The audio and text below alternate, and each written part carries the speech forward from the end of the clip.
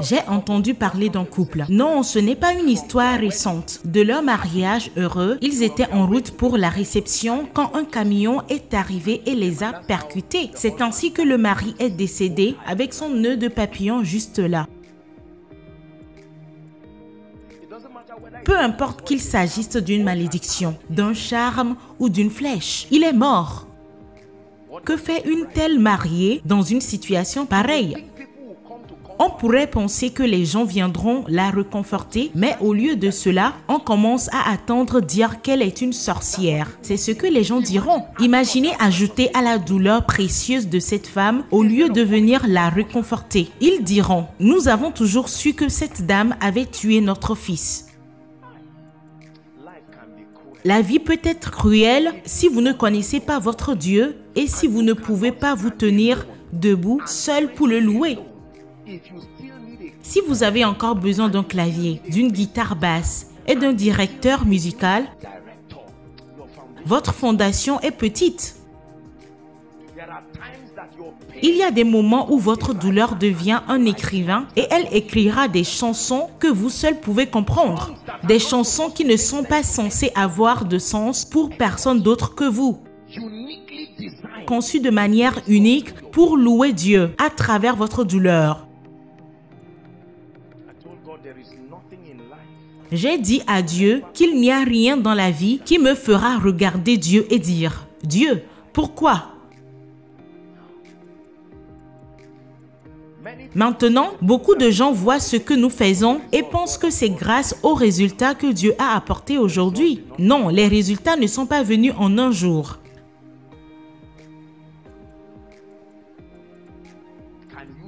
Pouvez-vous aimer Dieu lorsque vous ne le comprenez pas? Pouvez-vous aimer Dieu même lorsque vous ne l'entendez pas? Vous a-t-on enseigné qu'un croyant n'est pas seulement celui qui obtient des résultats? Parfois, un croyant est celui qui reste ferme, non seulement pendant qu'il attend des résultats. Lisez Hébreux 11. Certains sont morts sans recevoir la promesse. Si vous devez attendre 30 ans, ce sera peut-être bien. Mais il y a des gens qui ont attendu jusqu'à leur mort et la Bible les a ajoutés et les a appelés des anciens qui ont obtenu. Qu'ont-ils obtenu maintenant? Parce qu'ils sont morts sans recevoir la promesse.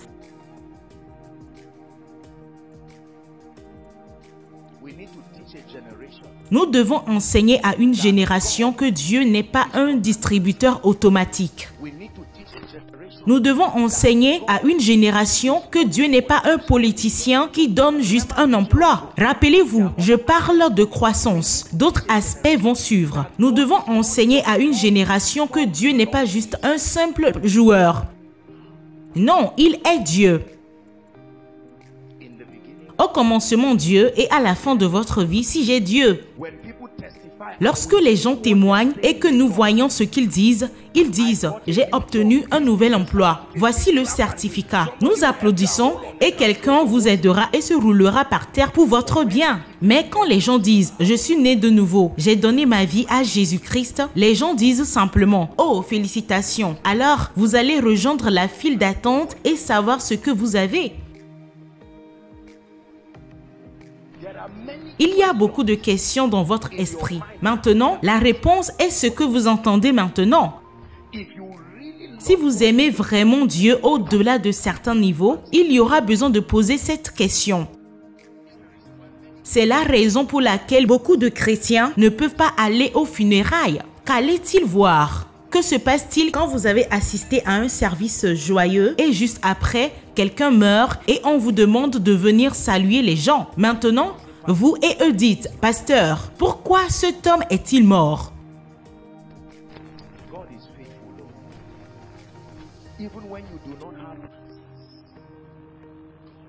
Dieu est fidèle. Même quand vous n'avez pas accès, Dieu est plus grand. Dieu est fidèle malgré ce que vous traversez ou ne traversez pas. Il ne devrait jamais être en question. Veuillez vous asseoir. Votre fondation. Votre fondation.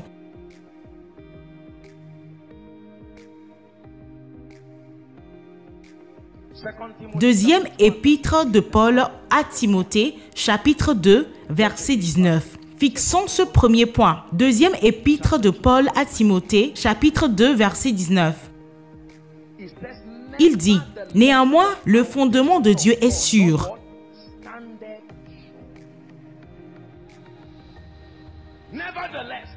Néanmoins, le fondement de Dieu est sûr. Donc, lorsque vous construisez sur le Christ, vous tiendrez fermement.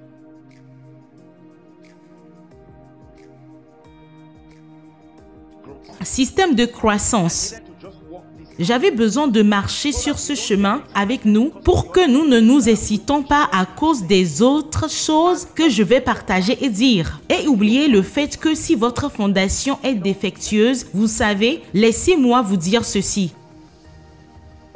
S'il vous plaît, regardez franchement. Je reçois des centaines de messages tests chaque jour de personnes que vous pouvez imaginer en raison de la nature de mon travail. Les gens m'envoient des messages tests de partout pour demander des prières ou simplement me faire part des événements de leur vie. Et parfois, j'utilise ces messages pour évaluer à la fois le niveau de croissance et l'orientation spirituelle des gens. Je suis parfois étonné de voir à quel point les gens peuvent être offensés par des choses pour lesquelles ils pensent faire confiance à Dieu pour un miracle qu'ils n'ont pas encore reçu. Les gens envoient toutes sortes de messages à mon téléphone m'insultant, moi et Dieu, parce qu'ils n'ont pas obtenu d'argent pour les frais de scolarité. Voyez-vous, la chose est que vous ne pouvez pas le voir. Celui qui a clairement dit qu'il le représente. Vous m'insultez et me demandez de vous aider et vous dites à Dieu que vous nous avez insultés tous les deux juste parce que les frais de scolarité ne sont pas venus.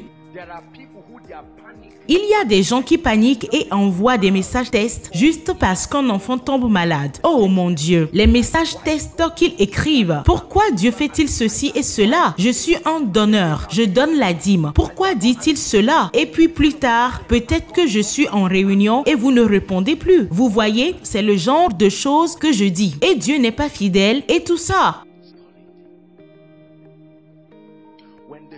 Quand le fils de la femme sunamite est mort, le prophète a envoyé Géasi. Il lui a dit, va te renseigner auprès de cette femme. C'est un enfant qui est déjà mort. Quand elle a rencontré Géasi, elle était bien. Que dit la femme? Tout va bien. Laissez-moi juste aller voir le prophète. Est-ce qu'il y a quelque chose? Non, non, non, non. Ne vous inquiétez pas. Ce sont des gens qui ont des fondations solides. Et qu'en est-il d'Esther, Hadassa? Je vous en ai parlé un des jours ici.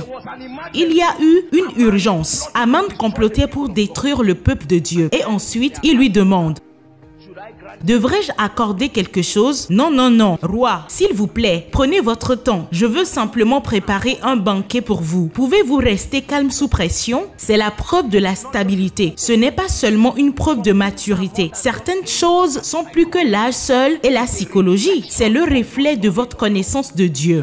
Que ma panique, quelle que soit la façon dont je la contourne, ne fait aucune différence. Si Dieu ne construit la maison, ceux qui la bâtissent travaillent en vain et se promènent de pilier en pilier, jusqu'à ce que mon âme trouve du repos.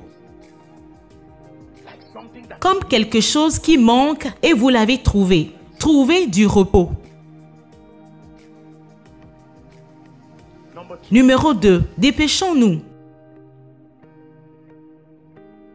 L'excellence de votre fondation spirituelle est le numéro 1. Numéro 2. Maintenant, prêtez attention. Nous avons fini de remettre tout entre les mains du Seigneur. Mais ce n'est pas tout ce qu'il faut pour grandir.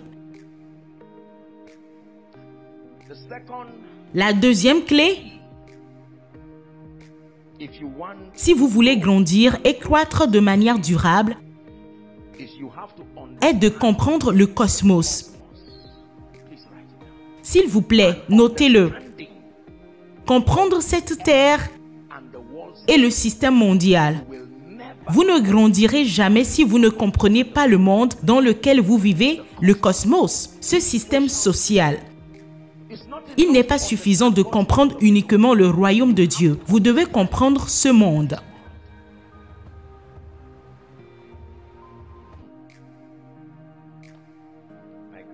Mon Dieu, combien de croyants ignorent le cosmos? Nous ne comprenons pas comment ce système fonctionne. Et donc, nous ne pouvons pas prospérer et grandir. Jésus a prié une prière. Jean chapitre 17. Nous lisons quelques versets ici.